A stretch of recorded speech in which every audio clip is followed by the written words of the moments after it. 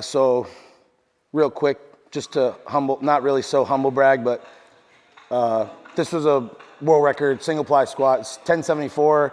I weighed 258. All-time world record in single ply.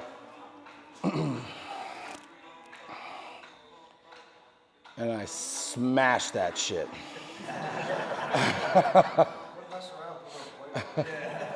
And this is like my favorite lifting video of all time is like right here, getting to see my wife. All right. So first of all, I want to thank Corey for having me out. Max Effort Muscle. These dudes don't fucking miss with anything that they do. I'm always so inspired when I'm here. I remember when they first got this building, it didn't look like this. And then every time I've come back, there's been like something new happening. There's been more paint on the walls. I remember when they built out this room, and then when they put the color, and when they put the new Max Effort on the side, and all this stuff. And so I'm always so inspired to be here. Every time I leave here, I feel energized.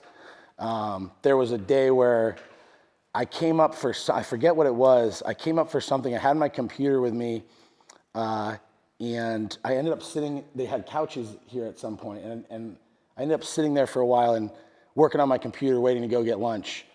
And I looked around, and it's just like killers. Just like, you know, I believe Danny was there and Cole, and they were all just working on different projects, and they were talking. And I left here, and I called my wife immediately, and I was like, it's time to turn the fuck up. Like, these guys inspire me. I'm going to swear a lot today, so I apologize. It's how I talk.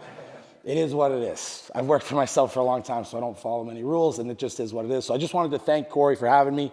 I really appreciate it. And I also wanted to thank all of you guys.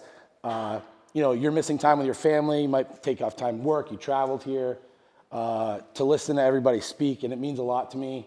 When anybody takes time out of their day to listen to me say anything. So I just wanted to thank you guys for taking time out of your schedule and spending money to learn and spend the day here and experience this. So give yourself a round of applause.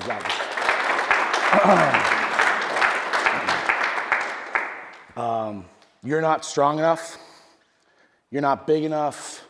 You're not good looking enough. You're not dedicated enough. You're not creative enough. You're not tall enough. You don't have the dedication. You don't have the money. By a show of hands, how many people here have heard things like that about them, to them, around them? My name is Anthony Oliveira, and I'm here to tell you why other people's opinions have zero correlation with your personal success. I've had all of those things said to me in different ways by people I thought cared about me, by people who do care about me and thought they were motivating me.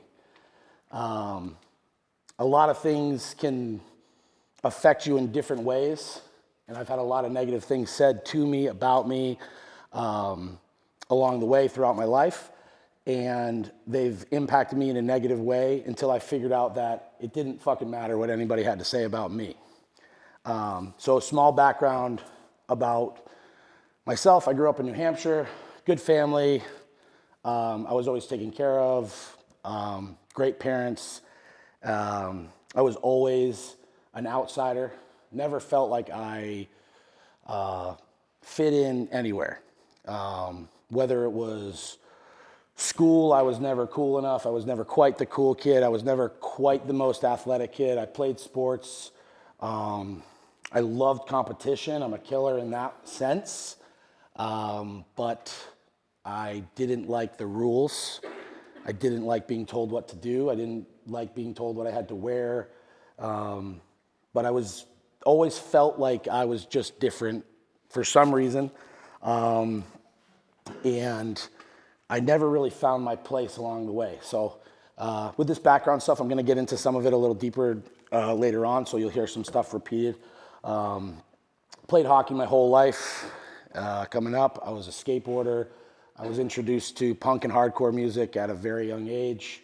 And those things sort of shaped my morality when it came to loyalty, friendship, sticking up for yourself, sticking up for people that care about you, and people that you care about. I had a pretty severe drug addiction to opiates. This coming September, I'll be 14 years clean from that.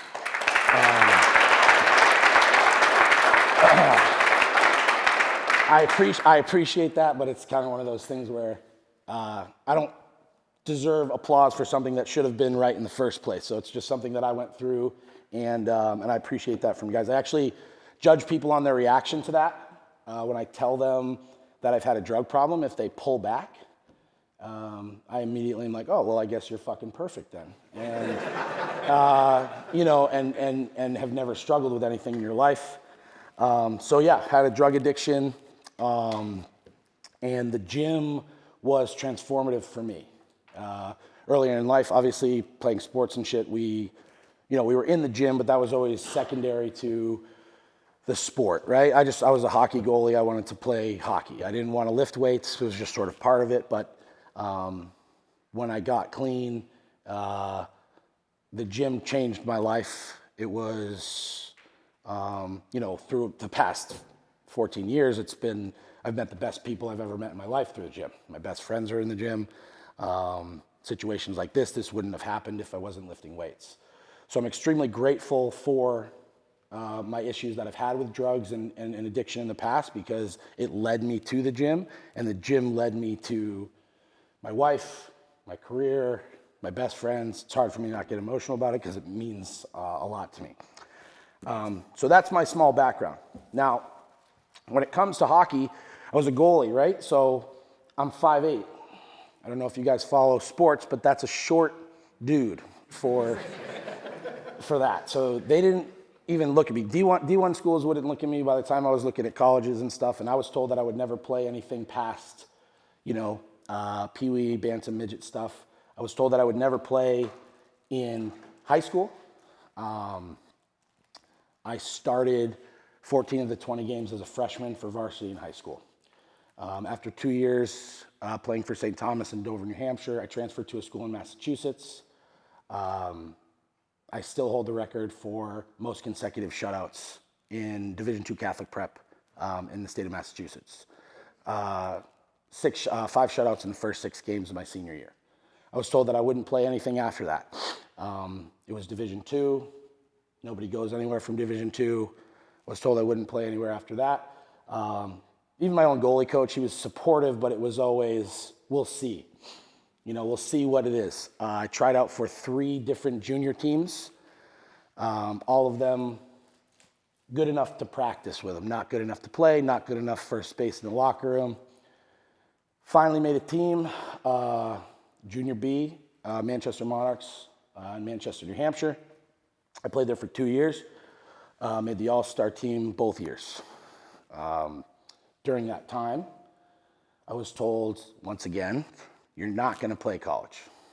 You're definitely not going to play D1, which I ended up not playing D1, but they were right about that one. But you're not going to play in college. No one's even going to come and look at you. You're going to have to reach out to schools. At that point, I was like, fuck it. I'm not reaching out to anybody. If they want to find me, they'll find me. It was the tail end of my second season playing for the Monarchs. My coach came into the locker room and said, there's a guy here from a small school, Becker College in Worcester, Massachusetts. He's here to watch you. You're playing tonight. Don't fuck this up. So some pressure involved in that. And I ended up playing a very good game. Got recruited to play there. Played 2 years of college hockey. And my freshman year, I was top 3 in all statistics for ECAC Northeast. Our team was 1-22. So as a goalie to have stats that good, it was a pretty big season for me. So coming off of that, I played for 2 years in college, and at that point, I decided to hang them up. I felt like I was a good hockey player, and I played hockey, but I was never one of the guys. I felt isolated. I felt like an outlier. And to be honest with you, I was a fucking party animal. So any drug that you put on the table, I'm doing it. I'm an extreme person. That's how I operate. That's how I've always operated. My whole head is tattooed. My throat is tattooed. I stretch if you're gonna stretch your ears, I'm gonna stretch them so big that they can't go back. It was the same with everything. So if you're doing 1 oxy, I'm doing 4. You know what I mean? Like you're drinking a 6-pack, I'm drinking a 30. That's just how it is. Like I'm gonna show you how blacked out I can get and how destructive I can get when I'm in that state. whether it's destroying someone's house or destroying my own self or getting in fights or doing whatever it is, getting the shit kicked out of me would be a more accurate depiction of that. So I left school and came home and proceeded to basically be a career loser, living in my folks' house, stealing drugs out of my folks' house.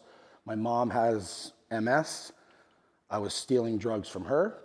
I was stealing money from my parents, stealing money from my family, lying, all of this stuff. My parents locked the door to their bedroom every night because they didn't know what I was capable of. They didn't know what I was going to do. I was told not by them, my parents were very supportive, but I was told by many people that, like, you're just going to be a junkie. It's over. Like, at the time, the opioid stuff wasn't as big, so there wasn't as much support saying that you could break free of that, and it was basically like, once you're a junkie, you're fucked. And that was it. So I was homeless for some time, living in my car. I would basically be like, hey, I'll buy you a 30 rack if I can stay on your couch and use your washer dryer to get my clothes washed. Maintained a job the whole time somehow. I have no fucking idea how I did that. Probably through lying, cheating, and stealing. Throughout that whole time, though, I was told that that's who I was going to be. I was just going to be some greasy skater kid with dreadlocks that was homeless, that was stealing money to buy pills and whatever. I went to a person's house down in Massachusetts to partied for the weekend. Through a series of events, I basically ended up back in New Hampshire, and it was the longest time I had gone without using in probably 8 or 10 years, because I was always a kid who would do drugs. It was probably the longest time I had gone without using. And I felt sick, and I couldn't really figure it out. I was like, I feel nauseous, what's going on? I had one 0.5 milligram Dilaudid left, which is basically like a morphine, which was not enough to get me fucked up at the time. But, it was all I had. And I sat there, and I was like, okay, if I take this, if I put this up my nose right now and I feel not fucked up, but I don't feel sick anymore, I have a problem. I'm going through withdrawals. I had never thought of myself as a drug addict because I surrounded myself with people who might use more than me, or you can always justify those things. So yeah, crushed it up, put it up my nose. Immediately I wasn't sick, but I wasn't fucked up, and I was like, I got a problem. And I made the decision right then that I was done with it. Spoke to a friend of mine. I basically stayed with him for like 2 weeks while I went through withdrawals and got past the drugs. So proving people wrong at that point, it was bizarre because I had people who were so convinced that I would never get clean and that I would never fix my shit that they didn't believe me when I did. So it took a long time to convince people that I was even not on drugs after I was clean. So I was fighting an uphill battle at that time. But I was able to prove people wrong in that aspect as well. Cleaned myself up, and nearly 14 years later, you could put a bottle of pills in front of me right now, and I wouldn't touch it. I have no interest in it. And the gym was a large part of that. So I have people in my life now that have reached out that because of my story, they've been able to find help or be inspired by it, and that's always makes me feel very small in this big world that I could help anybody in that way. So that was a big moment for me, but it was proving people wrong in that moment. And you don't even realize you're really doing it at the time. It's just like, oh, this is what I have to do, right? And started figuring out like, well, I'm not doing this as like a fuck you to people. I'm doing this as a fuck yeah for me. Because I chose it because of me, but I was proving people wrong in that moment. So over the course of the next couple of years, I was going through jobs. I had no idea what I was going to do. Worked construction, working in restaurants, working with mentally handicapped people. I did everything. Found myself at a job collecting student debt for Sally Mae in a cubicle, which is basically like just putting a gorilla in a cubicle. It was a fucking nightmare. I kept a pair of slip-on moccasins, a pair of khakis, and a red Comcast, which is an internet provider, polo shirt in my desk. I would roll in with sneakers, shorts, and a t-shirt, put my shit on at my desk, sit down, take it off at the end of my shift. We weren't allowed to have meals at our desk, so I regularly got in fights with my manager because half of a steak sub is not a meal, it's a fucking snack. So that was a big, a turning point for me. I was starting to take the gym seriously. I was starting to put on some more size. I was 147 pounds when I was in the depths of my addiction. I'm 260 pounds now. So I put on over 100 pounds. I'm not as ripped as these guys, but I'm not fat. I felt fat today when people were walking around with their shirt up. But I was starting to take the gym more seriously. And I hadn't competed yet. I had one on the books that I was going to do. And I got out of the gym one day and I was just like, I was dreading going into work the next day. It wasn't even dark out yet. And I was dreading going in. I'm like, I need to figure something out. I had tried getting a CDL, I had tried being a lineman, I tried doing all of those things and I just couldn't figure out what I wanted to do. And I had this thought that I was like, I know this kid that I played hockey with and he's training people. So I called him, my buddy Gonzo, and I'm like, how'd you do that? How did you break into that thing? And he's, I got a NASM certification, whatever. So I started the next day trying to figure that out, right? I'm like, how am I gonna do this? I don't have any experience training people lifting weights. I barely know what I'm doing. I'm kind of obsessed with it, but I don't know if there's any money in it. I'm not really sure if I can make this work. So I got my NASM certification. And part of that was I paid for like the big one, right? Where it's basically like you pay $1,500 or whatever. And I took a credit card out to pay for it. Was crazy. My whole thought process was, if you didn't get a job within 8 weeks after completing it, they refunded you the money. So my plan was to not get a job and get my money back and then use a certification. I went in for an internship. I found this gym, and it was actually a Westside certified gym. I didn't even really know what that meant at the time. And the owner said, yeah, you can intern here. And then he called me back and he said, just so you know, there is zero opportunity for a paid position here. I was like, bet, fine, right? 2 weeks into it, he offered me full-time work because he saw that I was about that life. I was showing up at 5 a.m., I lived an hour away. The job that I was getting paid was 40 minutes in the other direction. So I was working like 60 hours a week, and I was plus driving, plus I was training at a different gym than I was working at. So it was a very full schedule. As soon as he saw that I was about that, he said, here's a job. So I proved him wrong on his own words after saying it was not possible. So then I had to quit that other job, and I had to sit down with a dude who had been collecting debt for 30 years and was a grumpy son of a bitch to work for. And I sat down in his office. They didn't want me to leave. And he said, are you sure you want to do this? I said, yeah, of course. Yeah, I hate it here. Yes. This is a nightmare. And he said, are you sure? And I said, absolutely. And he said, don't make your passions your work or you'll lose your passion.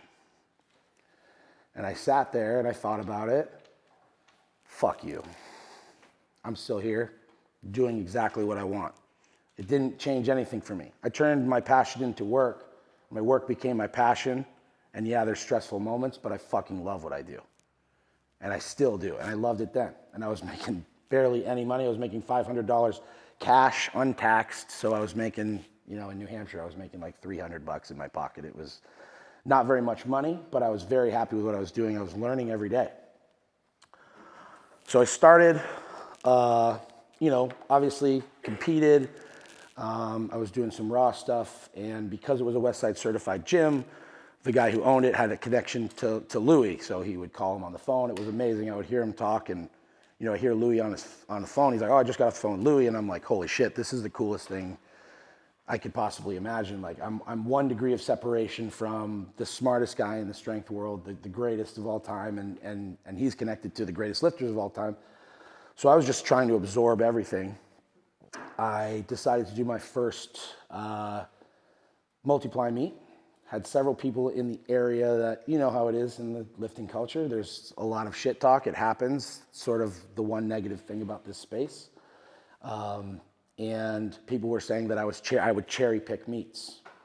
He'd pick meets he could get away with stuff. So I said, fuck that. I picked a meet in Columbus, Ohio. I was living in New Hampshire with people that I did not know, and I went to a Dave Hoff run meet at the Columbus, like whatever big convention center, so that nobody could say shit. I think I went like 755, 455. I pulled 640 at like 230 pound body weight. Not a huge total, but it was a good day for me. Started taking things more seriously. Went to a meet, was planning on totaling 2,000 at 220. Squatted 850. I'm in the warm-up room afterwards, and a woman who's very big in the strength world, especially that world, I'm not going to say her name, was like, wow, you squatted 850 at 220. That's pretty good. She's like giving me a compliment. And I said, it's not good enough. She said, what do you mean? I said, I want to train at Westside Barbell. She laughed in my face in a mean way, in a very mean way. And that stuck with me, because she knew all the people. She knew lifting. And if she was saying that, I had a moment of second guessing. Like, I was like, could I do this? Like, am I just good for New England? Am I good enough to go out there? Fuck all that. I went all the way in, doing every possible thing that I could do to put myself in a position to do the thing that she said that I fucking couldn't. So I started building my, knowledge of conjugate and training myself and figuring out what I was going to do, talking to everyone I could. I reached out to Tom Barry at Westside and I said, hey, what's it going to take for me to get out there? He said, what are your numbers? I said this. He said, no fucking way. I said, not even close. I said, all right. That was not going to turn me away, though. It's kind of a challenge at that point. Now I'm thinking, okay, like, I'll show you, motherfucker. You'll see me soon enough. I went out. I had I tore my meniscus at a hardcore show, as you do. Had to get surgery. Coming back from that, there was a push-pull out here, actually right down the road in Pataskala. I believe is that in Pataskala, Showtime? Newark. So I went out there for a push-pull, and we swung by Westside before we went over there for weigh-ins or whatever. I had met Louis once before. He said, hey, what are you going to do today? I said, I'm going to bench 5, pull 7, and then I'm going to come in here on Monday, and I'm going to squat 9. Just talking my shit. My best bench at the time was 460. My best pull was 670, and my best squat was 850. I just had knee surgery. Benched 5, pulled 7, went in, squatted 9. Was like, all right, cool. Like, this is a good situation for me. He got to see me. Still wasn't sure what would happen, if anything, right? So he asked if I wanted to do a meet down in West Virginia. I said, yeah, great. Perfect. I'll do it. He had his guy call the guy that I worked for and said, hey, why don't you come out for Circamax? So Circamax, should get you back in here to explain what Circamax is. Basically, a biggest squat session that you'll have going into a meet when it's peaking you against a shit ton of bands. Why doesn't he come out for that? Took out a credit card to buy my tickets to fly out on a Thursday evening, squat Friday morning, and leave Friday evening. So I ended up squatting 655 plus a blue and a green in suit bottoms to a box. I came out from under it and I just walked over to Louis and I said, what's it going to take for me to train out here? And I figured he's going to give me a list of things. And he goes, with all due respect, he says, hey, you want to train here? I said, yeah. And he goes, you can train here. I said, in the morning, like with you, like not fucking around, like part of it. He says, yeah. So I go outside, call my dad, let him know. I'm really excited. I moved out to Ohio with $600 to my name in a Prius with everything I could fit in there. Lived on a dude's couch. Started training people. The people that I was training in New Hampshire, asked them if they wanted to try to do some online stuff. I figured I could stay alive for long enough to do something cool before I have to go back to New Hampshire, tuck my tail between my legs, because I fucked another thing up in my life. I'd fucked everything else up going up to that point. So I figured, all right, got $600. I only need about $20 in gas a week because I'm driving a Prius. Got 5 people online, $50 a person, $250 a month. I'm doing like drug dealer math. And I'm like, robbing Peter to pay Paul. You know, I'm like, okay, I can make this work. The fast food restaurants out here are much easier to come by than in New Hampshire, so I'm like, I can stay big and it'll be all good. So I got out there, and well, before I moved out there, several people, I had a gentleman walk up to me in the gym that I was training at and saying, don't you think you could accomplish your goals here? Why are you leaving? You're leaving your family, you're leaving, why would you leave where you can? And it's like, you don't fucking know me, dude. You're making judgments on me. He's like, you could do all of that here. You don't need to go out there and abandon people here. That conversation did not go well and got very heated. So I decided to make the move. It came out to Westside. So now that brings us to training at Westside. Awesome place, not the most positive environment when it comes to, you know, you're not getting many pats on the back there. When I first got out there, one of the first things Louis told me was, you're not out here for your total. You're out here because you're going to push these other two guys who are actually going to put up something big. So I was basically told that I wouldn't do shit. And I took that fucking personally. There was a time that I was doing 1,000 reps of abs a day. I was doing 2 workouts every day. I was going to prove everybody wrong. I was there I moved out there in September 7th, and then with a 905 squat. December 19th, I squatted 1,000. And within 18 months of being there, I went from a 905 squat to a 1075 squat, which is still a top 7 all-time 242 weight class. When I did the 1065 before the 1075, I took Greg Panora off the board and then pushed it again another 10 pounds. Leading up to that 1075 meet, I had a very brutal pelvic floor injury. That half the people here are saying, oh, fuck, and half of these people are saying, what is that? Basically, between your butt and your balls, and it's brutal. It's just, there's no nice way to say it. And it was pretty brutal. No one could figure it out. I was going to specialists and everything else. Louis looked at me and said, you know, once you get an injury like that, you never come back from it. I had gone 1,000, 1030, and then I had bombed out of a meet. And then I squatted the 1065, and then that injury happened. So I couldn't squat. I couldn't do, I'd say anything over 600 pounds was like an 8 out of 10 pain. And it was fucking brutal. One of the worst injuries I've dealt with. The meet was on the calendar. I was like, I'm moving the board again. Fuck this, like I'm doing it. I didn't squat for 8 weeks. All I did was drag a sled. No squat movements, no sumo deadlifts, only conventional, because it was the wide stance that was messing me up. So I pulled a sled for 8 weeks, did a Circumax, went to the meet, squatted 1075, boom, right? Lou was irritated by that. So we had our ups and downs. It was never, he told me I would never be a good bencher, and that I should stop trying to practice in a bench shirt to get good with it. I should just get my triceps brutally strong because I was never going to be good in my bench shirt. I had a 505 bench at the time. I've benched 639 since then. I took that I still take that personally now. I still think about that comment when I'm benching. And you know, I love what Louis did for me, but there are a few moments there that really stuck out to me. So we had our falling out. The first time I got kicked out of the gym, my best total was 2350. He told me I would never total more than 2350 if I left the gym. First meet after I left, I totaled 2364. And then 3 months later, I totaled 2502. Went 1107 squat, 622 bench, 771 deadlift at 258 body weight at APF Nationals. It's a top 100 all-time total regardless of weight class.